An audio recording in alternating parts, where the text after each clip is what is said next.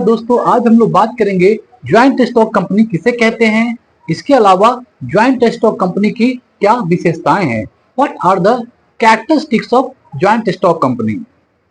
हम लोग जानते हैं बिजनेस के मेन 3 रूप होते हैं, सोल प्रोप्राइटरशिप, पार्टनरशिप और तीसरा कंपनी, ज्वाइंट स्टॉक कंपनी। आज हम लोग ज्वाइंट स्टॉक कंपनी की चर्चा करते हैं। ज्वाइंट स्टॉक कंपनी की स्थापना बड़ी संख्या में व्यक्तियों के धन एकत्र करके की जाती है। ज्वाइंट स्टॉक कंपनी की जो एस्टैब्लिशमेंट है, स्थापना है, वो कंपनी एक्ट के निर्धारित प्रक्रिया के आधार पर की जाती है। कंपनी की एक अलग पहचान होती है। कंपनी एक आर्टिफिशियल पर्सन होती है। इंग्लैंड में इंडस्ट्रियल रिवॉल्यूशन के बाद ज्वाइंट स्टॉक कंपनी सामने आया था और एक महत्वपूर्ण संगठन बन गया है। ज्वाइंट स्टॉक कंपनी एक प्रकार का ऐसा संगठन है जिसमें बड़ी मात्रा में पूंजी कलेक्ट की जा सकती है। यह फैक्ट्री यूनिट्स के बड़े पैमाने पर प्रोडक्शन के लिए बिल्कुल सुटेबल है। ज्वाइंट स्टॉक कंपनी में कैपिटल का कंट्रीब्यूशन करने वाले पर्संस को शेयर होल्डर के रूप में जाना जाता है, जो कंपनी के मालिक होते हैं। ज्वाइंट स्टॉक कंपनी में बड़ी संख्या में शेयर होल्डर्स होते हैं, शेयर धारक होते हैं। हालांकि शेयर धारक, share holder joint stock company के मैनेजमेंट में डायरेक्टली भाग नहीं ले सकते हैं। ज्वाइंट स्टॉक कंपनी का मैनेजमेंट का कार्य कंपनी के शेयर होल्डर द्वारा चुने गए जो बोर्ड ऑफ डायरेक्टर्स है, उनको सौंपा जाता है। ज्वाइंट स्टॉक कंपनी में शेयर होल्डर की जो लायबिलिटी है वो लिमिटेड होती है।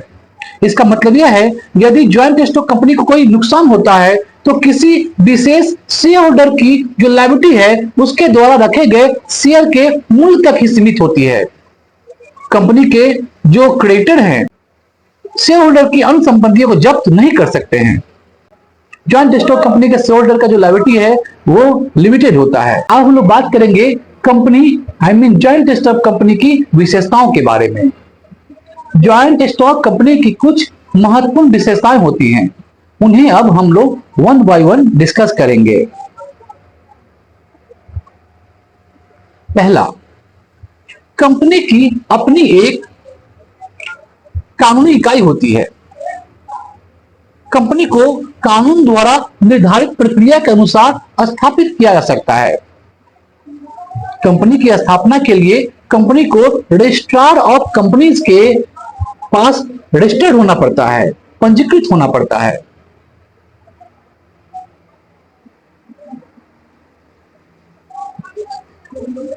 सबसे पहले कंपनी की अपनी एक कानूनी इकाई होती है।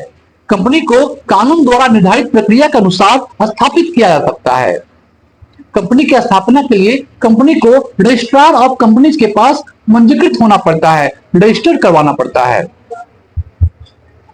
दूसरी विशेषता, कंपनी की एक अलग पहचान होती है जो शेयर होल्डर्स से अलग होती है। शेयर होल्डर्स सीधे कंपनी की एक्टिविटीज में हस्तक्षेप नहीं कर सकते हैं।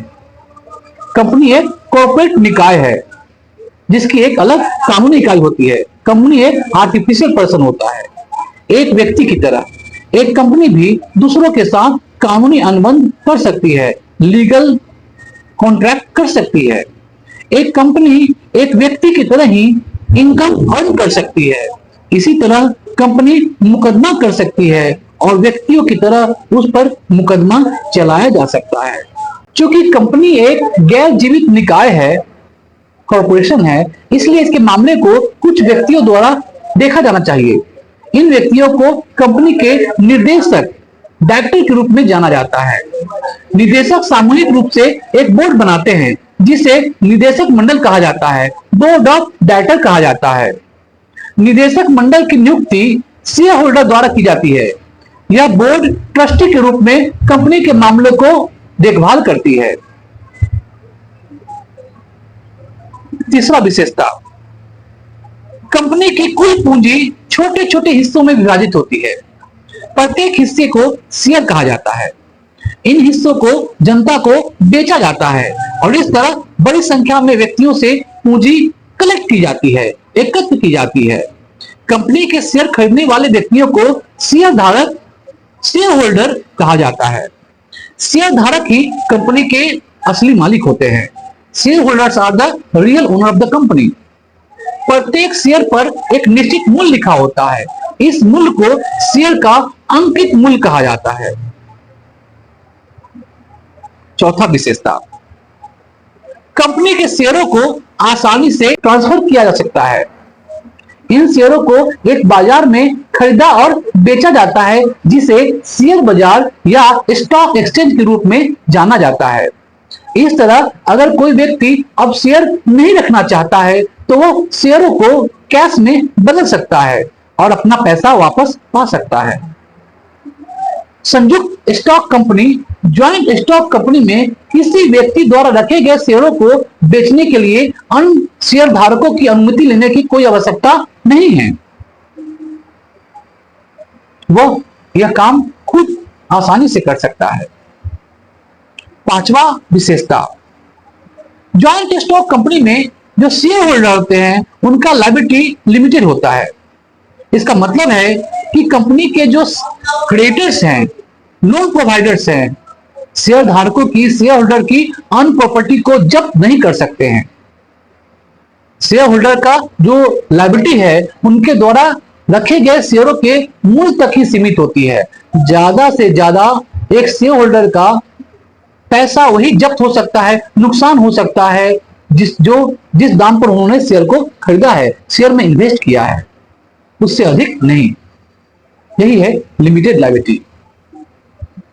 छठा विशेषता, चूंकि कंपनी एक अलग पहचान होती है इसलिए इसे एक कृत्रिम व्यक्ति, आर्टिफिशियल पर्सन माना जाता है।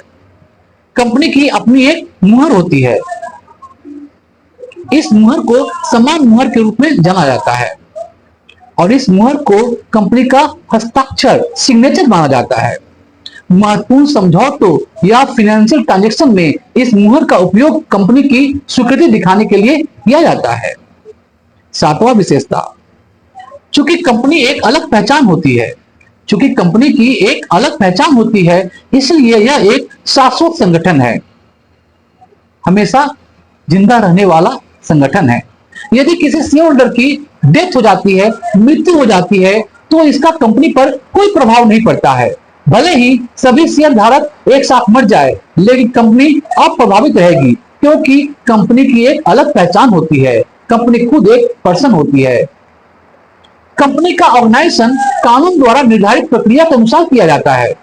इसी तरह कंपनी को कानून द्वारा निर्धारित प्रक्रिया के अनुसार समाप्त भी किया जा सकता है, कंपनी को डिसॉल्व भी किया जा सकता है। तो ये था कंपनी, ज्वाइंट स्टॉक कंपनी का मीनिंग और ज्वाइंट स्टॉक कंपनी के कैरेक्टरिस्टिक्स पर एक डिस्कशन। आशा करता हूं ये वीडियो आपको पसंद आया होगा और इस वीडियो के द्वारा आपने बहुत कुछ समझा होगा।